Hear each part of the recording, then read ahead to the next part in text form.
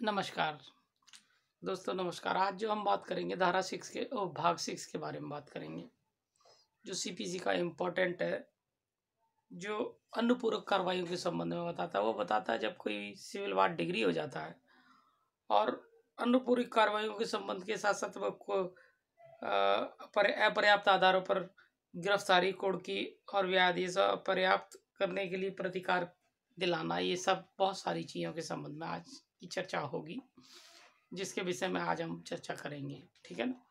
सबसे पहले हम ये बात करते हैं कि भाग 6 अनुपूरक कार्रवाइयों के विषय में बात करेंगे, जिसमें धारा 94 अनुपूरक कार्रवाई, अर्थात जो कार्रवाइयाँ कुछ इस तरह की हैं जो कोई व्यक्ति पकड़ नहीं पा रहा है या सिविल में पैसा देने में असमर्थ है, तो उसके संबंध में किस तरह कार्रवाई की जाएगी, वो उसके संबंध में 95 धारा बताती है। उससे अगली धारा ये आपको ये बताएगी 96, 94 ये बताती है कि अनुपूरक कार्रवाई कैसी होंगी। 95 अब आपको ये बताती है कि क्या कोई व्यक्ति पकड़ा नहीं जा रहा तो कैसे पकड़ा जाएगा, और गिरफ्तारी के बाद सिविल डिग्री को, आदेश को कैसे अनुपालन किया जाएगा, और व्यादेश कैसे के संबंध में कोई प्रतिकार है तो वो कैसे करके न्यायालय देगा, वो कार्रवाइयों के संबंध में धारा 95 में बताया गया है। जिसके संबंध में धारा 94 जो है वो सपोर्टिंग धारा है, जो ये बताती है कि आपको किस तरह कार्य करना है और कहाँ कहाँ किस तरह की कार्रवाइयाँ होती हैं।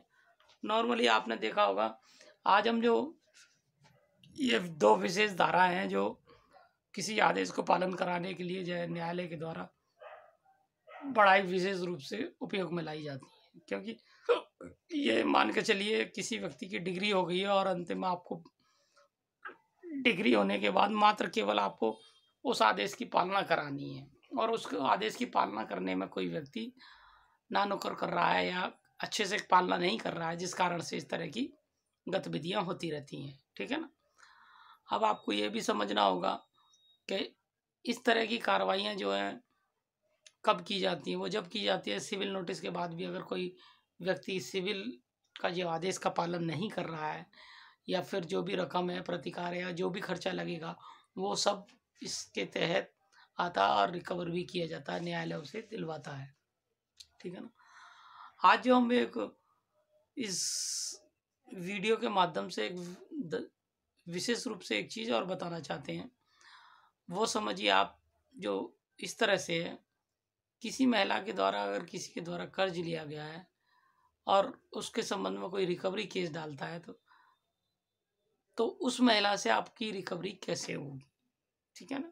किसी पुरुष या बैंक, जो भी स्थिति है, जो भी कोई रहा है, तो आप सबसे पहले तो ये समझिए, किसी महिला को हिंदुस्तान में रिकवरी के मामले में पार्टी तो बनाया जा सकता है, लेकिन उससे आप ये कहो कि एग्जीक्यूशन करा के या ऑर्डर की डिग्री कराने के बाद आप उस ऑर्डर को एग्जीक्यूट करा सकते हो, ये असंभव है।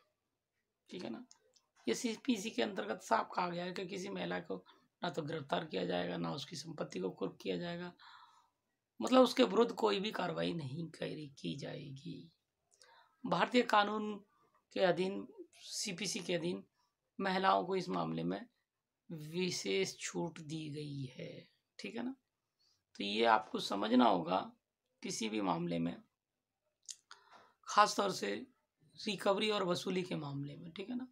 गिरफ्तारी के मामले में छूट नहीं है। गिरफ्तारी से मतलब ये कोई अपराध, क्रिमिनल अपराध किया है जब, जहाँ सिविल अपराध है, सिविल अपराध की रेमेडी की कोई डिग्री बनती है, आदेश बनता है, और उस आदेश की पालना के लिए आप कोई केस एग्जीक्यूशन लाते हैं या कोई एप्लीकेशन लगाते हैं मान्य न्यायालय के समक्ष, तो मान्य न्यायालय के द्वारा इस संबंध में कोई भी कार्रवाई नहीं की जाएगी, क्योंकि इस मामले में क्लियर कट सीपीसी का सेक्शन बताता है कि भारतीय कानून के अंतर्गत किसी भी महिला के संबंध में कोई भी कार्रवाई करने का अधिकार किसी भी न्यायालय को नहीं है। साथ ही खास तौर से रिकवरी के मामले में ना ही उसके गिरफ्तारी की जाएगी, ना ही उसकी संपत्ति की कोई कुर्की की जाएगी, और ना ही अन्य तरह के कोई भी प्रकार के उसके पास संपत्ति है या कुछ भी है, उसे आप प्राप्त कर पाओगे। ठीक है ना। इस मामले में सीधा सा कहा गया है कि महिलाओं को पूर्ण रूप से छूट है और वो इस मामले में किसी भी प्रकार की उत्तरदायित्व नहीं होंगी, अर्थात उनकी कोई लाइबिलिटी नहीं होगी। ठीक है ना।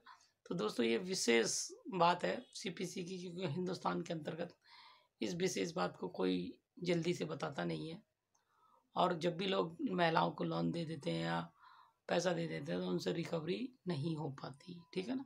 इस बात को ध्यान रखना। नमस्कार।